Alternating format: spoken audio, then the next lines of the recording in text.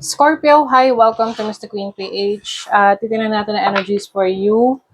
June 2026. General reading, pwede kayo makarelate, pwedeng hindi, just take what resonates. Another reminder, I will not message you or follow you para mag-offer ng services. So kung gusto nyo ng private reading, just go to my website, mrqueenph.com, or you can go straight to my calendar. Link on the description or comment section. So, Scorpio, ano ang energies ng June para sa mga Scorpio? Action. Ayan. So, medyo ma-action ang June para sa inyo. So, it's time to create. It's time to be more inspired. Yan. Inspired actions ang gagawin mo. Master builder. You're building something. Meron kang sinisimulan or you may be building an empire. O awareness. You are aware of your surroundings. You are aware of your talents, your skills, abilities. Synergy. This is your strength, your lakas, your spark. Continuous ang iyong ang iyong spark. Kumbaga, siya, yung, di ba pag, di ba pag bagong taon, merong mga, yung, anong tawag doon? Yung mahaba na parang sinturon ni Judas, ganyan. So, di ba, kapag, sinindihan yon tapos, papapapapak, ayan. So, dire-diretso yung momentum mo. So, ngayong June, whatever you are starting, ano man tong spark na to na magsisimula, magdidiret-diretso yan na magagawa mo para meron kang ma-build. Can be a career, business, overall energy, the Two of Wands. This is about planning. O, diba? Nagpaplano ka na talaga. Importante kasi talaga na you take a step. Oo. Hindi na to yung basta mo na lang naiisip. You are also choosing. Meron kang pinipili.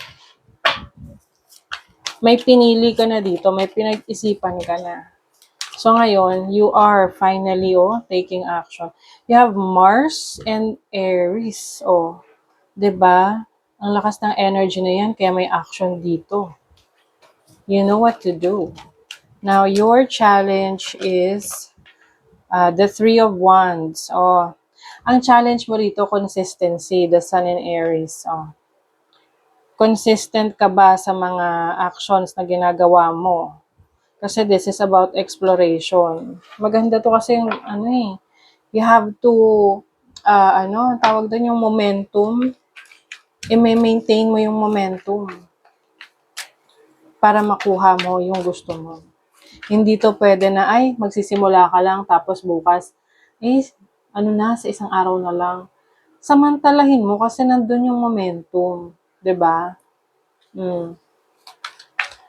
Kumbaga, magkakatalo rin yan kung gaano ka disiplinado. Kung gaano mo kagusto yung goals mo na mangyari. Now, your opportunity is the King of Wands. O, diba? Natural leader.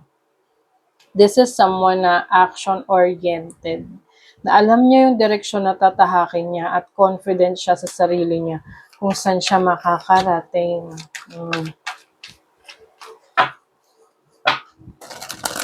Some of you, meron kayong fire placements like Aries, Leo, Sagittarius energy.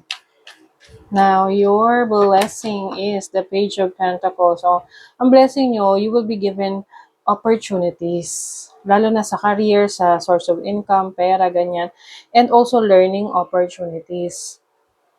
So, pwedeng makukuha mo ng libre. Yung training, yung seminar na magbibigay sa'yo ng dagdag kaalaman. And eventually, magiging seed yan. Kumbaga, magiging punla mo yan para makapagsimula ka na.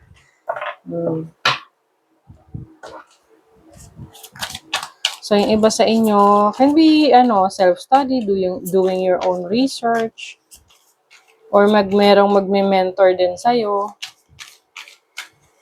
na tutulungan ka kung paano ang pasikot-sikot na mga gusto mong i-pursue sa buhay.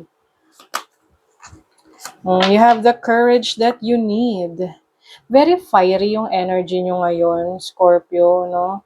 Oo. You have the courage, lakas ng loob na gawin. Magsimula. You are taking a risk. Alchemy, o 'di ba? You are using your knowledge and your skill set to create something better, to create something useful. May pagka-engineer ang energy ninyo. Some of you are engineers. Spirit. You are also going to connect sa iyong higher self.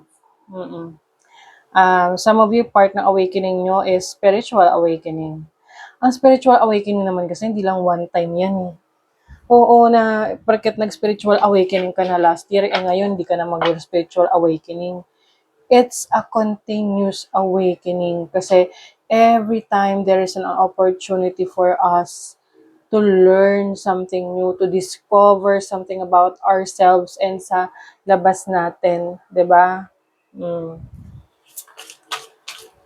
So yung iba sa inyo, meron kayong may pagka-scientist yung energy nyo dito, no? Oo. You are transforming things, creating things. So, pwedeng yun nga yung alignment rin ninyo, yung inyong kakayanan na mag-transform ng mga bagay-bagay sa buhay nyo. Example na lang, example. Di ba yung mga na-feature sa social media, sa TV, na nagre-recycle sila ng mga dapat basura na or patapon na, pero they create it into something magical, something great, something useful. Diba? So that's what I'm saying for you, Scorpio. Be honest with yourself, flower. Yes, ito yung parang magiging mantra din ninyo ngayong June. You have to be honest with yourself na ano pa yung kaya mong gawin, ano yung kailangan mo pang i-improve. Kasi minsan, pag nauunahan tayo ng yabang natin, akala natin, alam na natin lahat. Pero, kapag kasi akala mo, alam mo na lahat, mahirap nang matuto ng bago. Kasi alam mo na sarili mo, alam mo lahat eh. Magiging sarado ka sa mga bagong information and abilities and skills. So, kapag talagang bukas ka, no? Parang, kumbaga you are like a student. We are forever student, sa totoo lang. Na, kahit teacher, natututo rin yan sa mga experiences niya. 'Di ba? So, you are going to be honest with yourself with what you need and who you really are. Okay? So, that is your reading, Scorpio. Thank you so much. See you again.